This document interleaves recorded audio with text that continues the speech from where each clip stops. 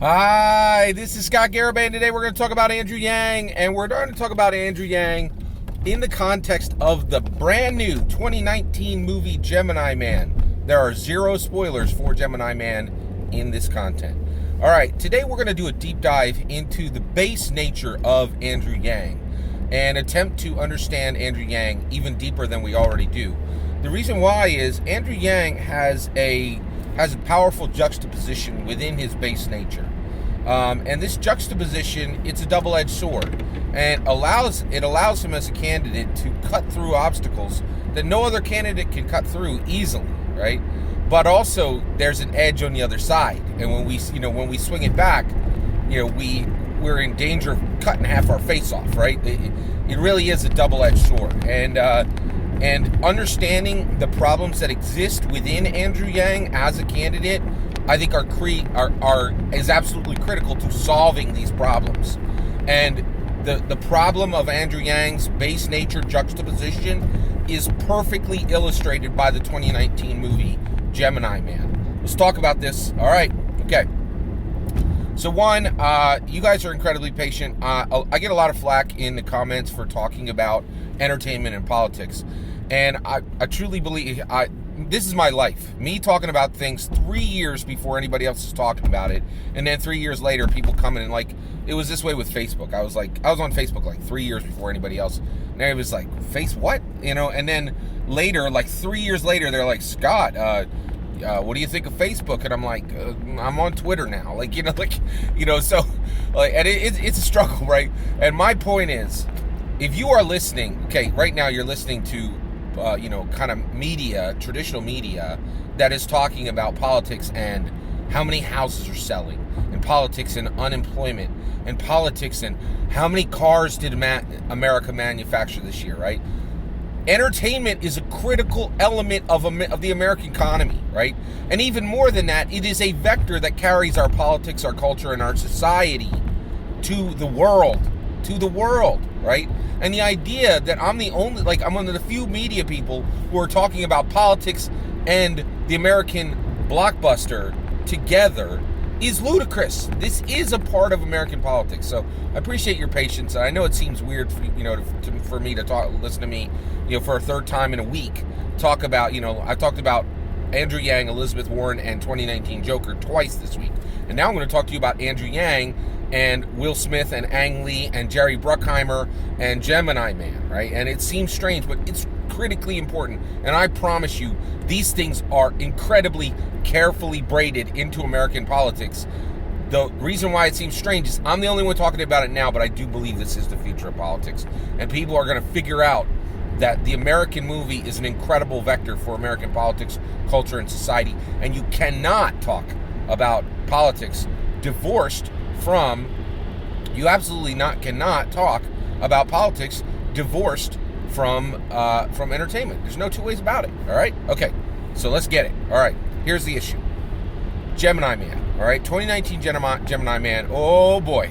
This movie is a chimera. It is two beasts, two regular beasts combined to make a fantastical beast, right? And there's good and bad in this movie, right? Just like Andrew Yang, all right?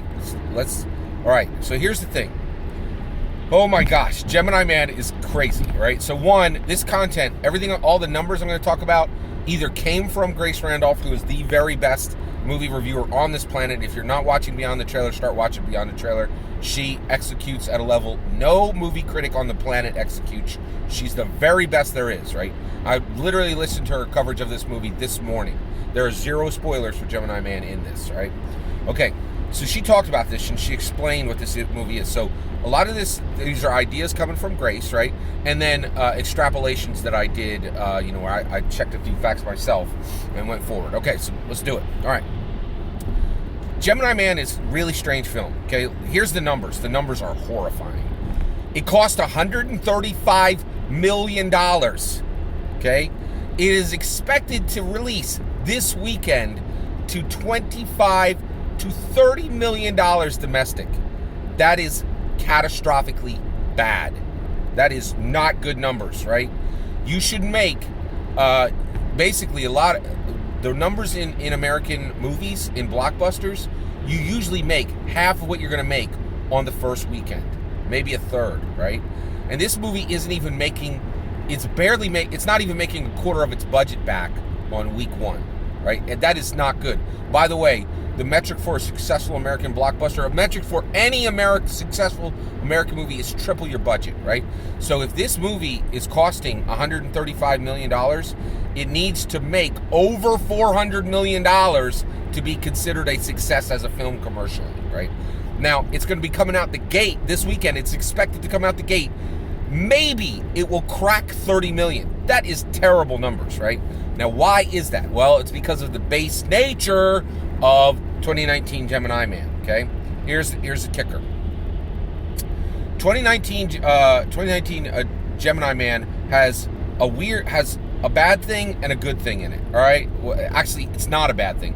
It has an old thing and a crazy new thing. It's not bad good.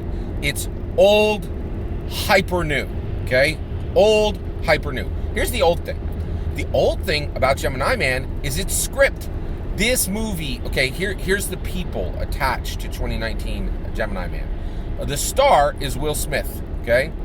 The director, Will Smith, he did Wild Wild West, he did Men in Black, he did Bad Boys, he did just a ton of huge, Independence Day, hugely successful films, right? He also was known for Fresh Prince of Bel-Air. All right. By the way, I follow Will Smith exclusively for his shoe game, all right? All right. So, Ang Lee, okay? Ang Lee is known in Hollywood as one of the most advanced, technologically adept directors.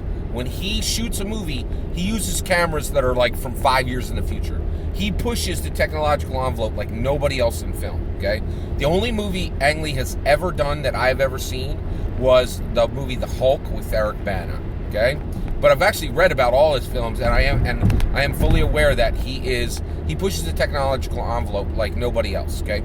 Jerry Bruckheimer, it is unlikely that even 5% of this audience, that the people listening to this video today, have not seen a Jerry Bruckheimer film. Jerry did Bad Boys. He did Pirates of the Caribbean.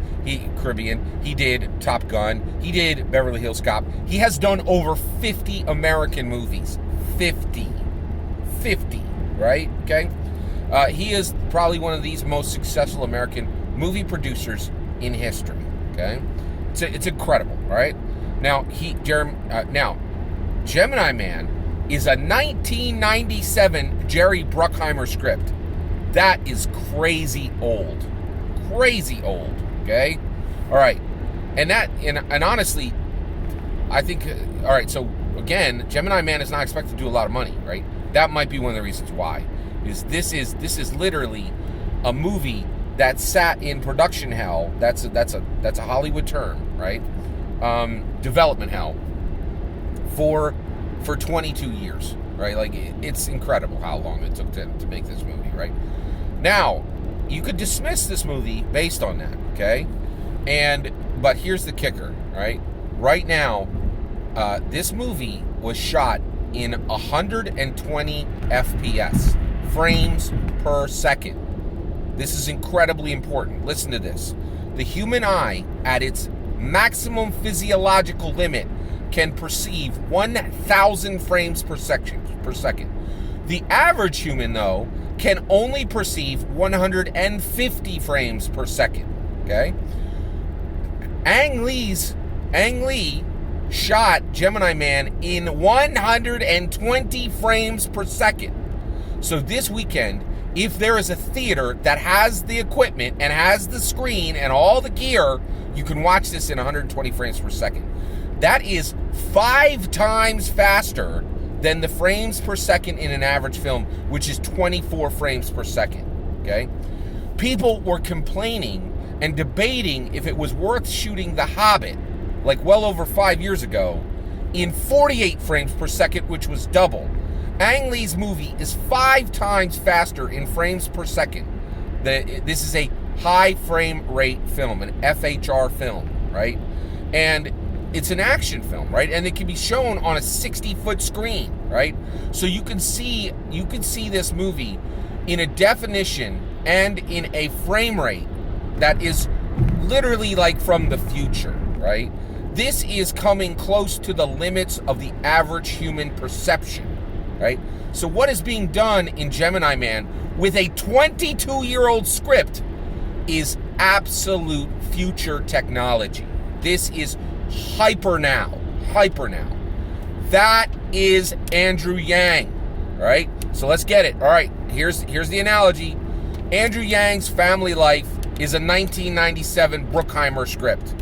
Andrew Yang lives like Leave It to Beaver, right? His family life is a Leave It to Beaver family life. It is the old traditional model, right? But his policies are 120 frames per second. Hyper now, right? And now here's the issue, right? It's not a bad thing that Andrew Yang has a Leave It to Beaver family structure. It's actually what attracted me to him as a candidate, right? He said, I miss my wife, I miss my kids. I was like, oh my gosh, this guy's a completely dialed in father and son. I live my life to be a good, he's a good husband and father. I live my life to be a good husband and a father.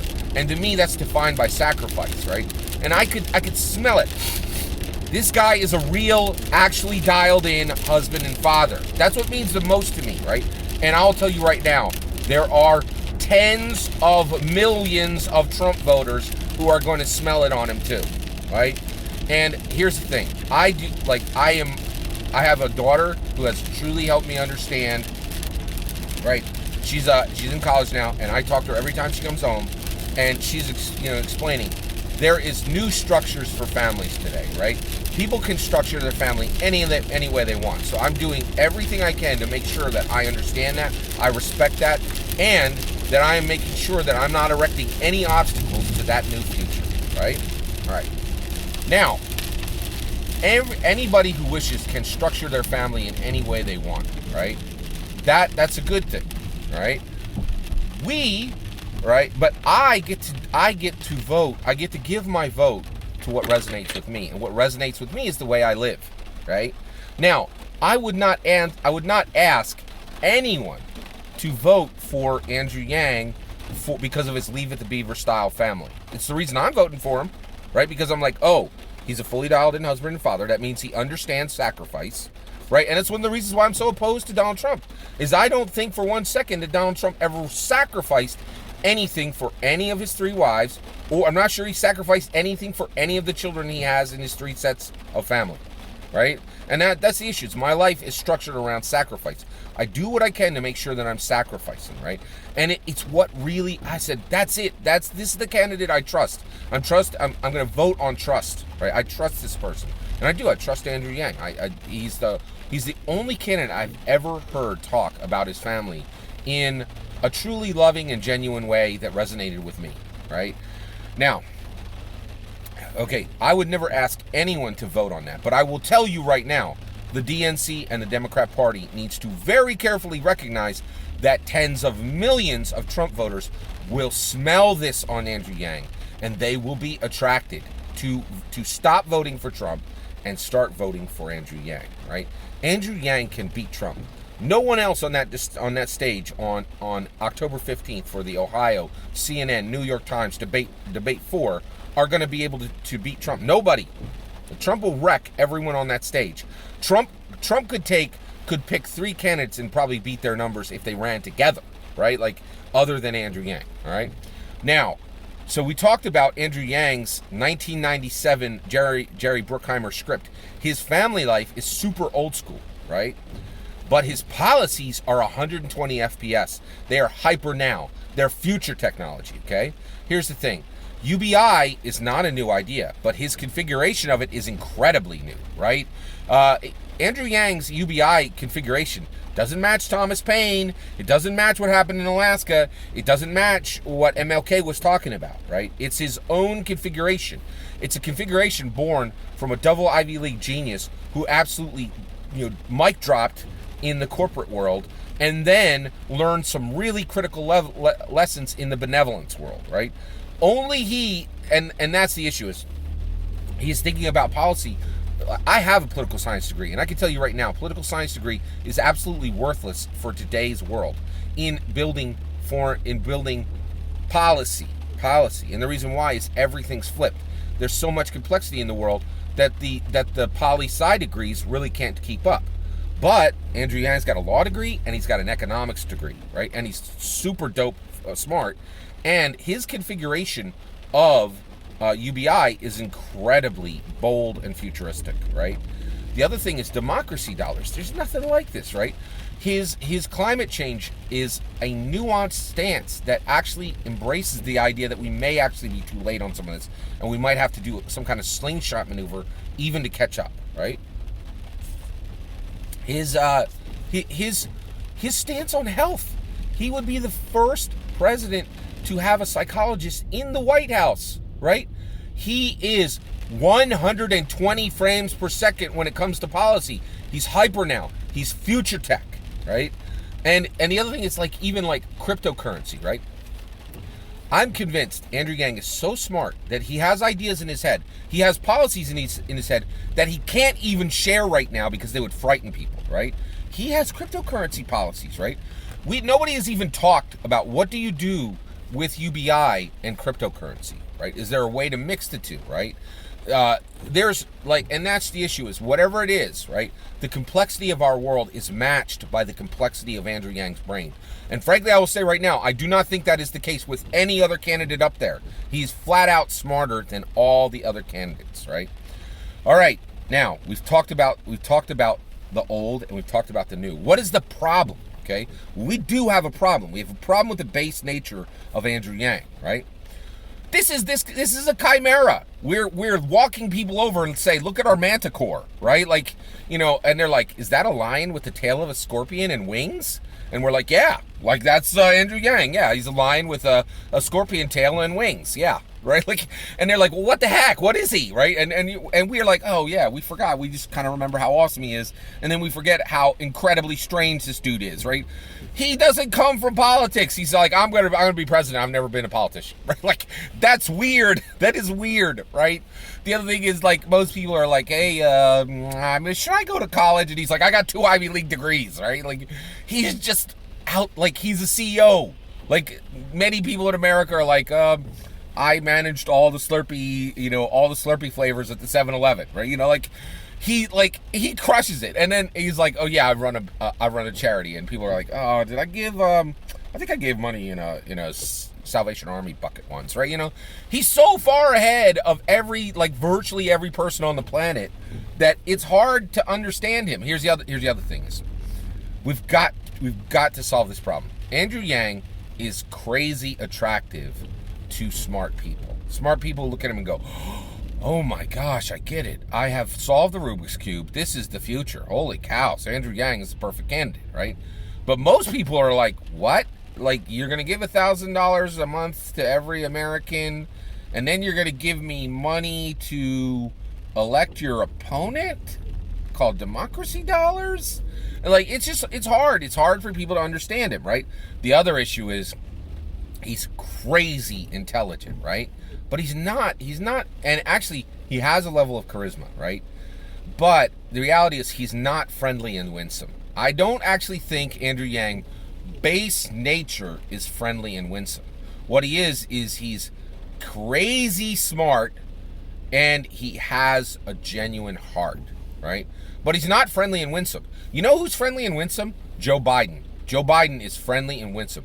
That dude's got a smile that it just when he smiles, you want to smile with him, right?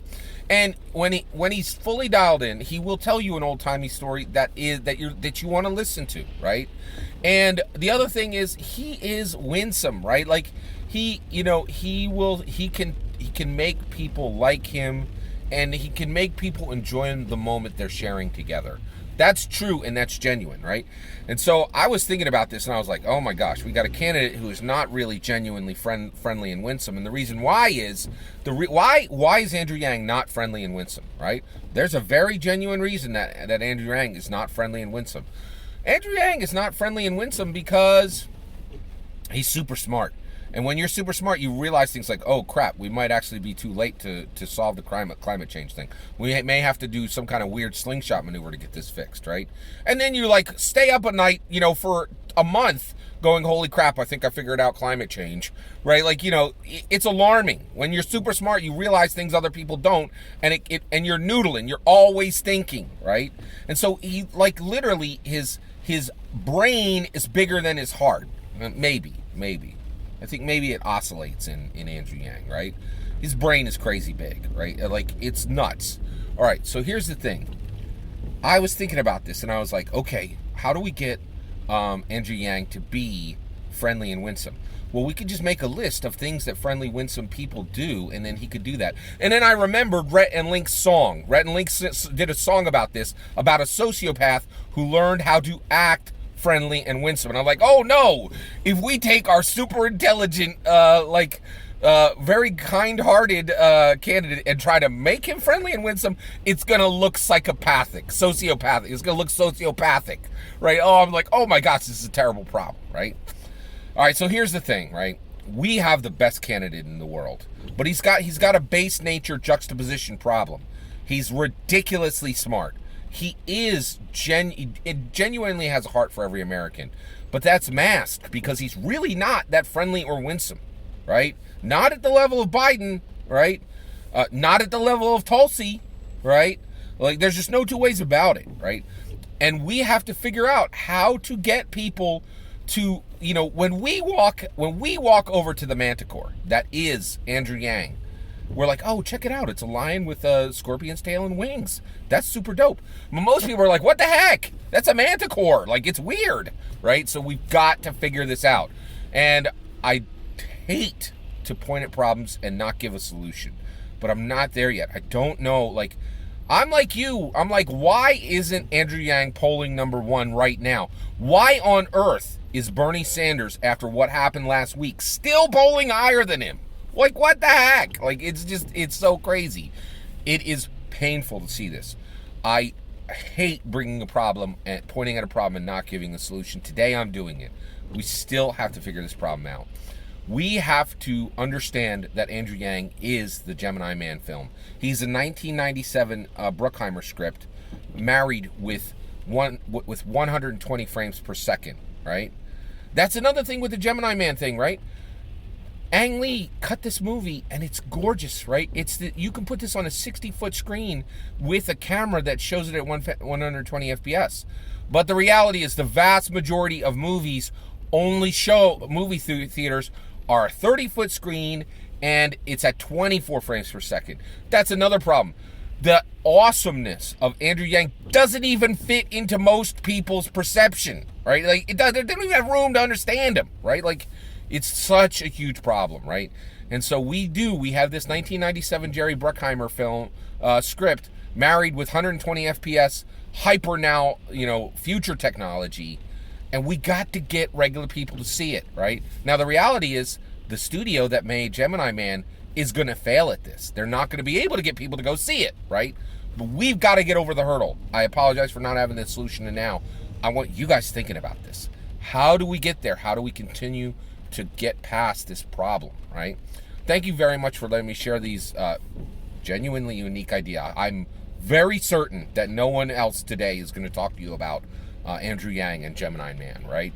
Thank you for letting me talk, and thank you for your patience for my very askew material. All of you are wonderful, and I appreciate your patience. Thank you. Please consider liking and subscribing, and have a wonderful millennium.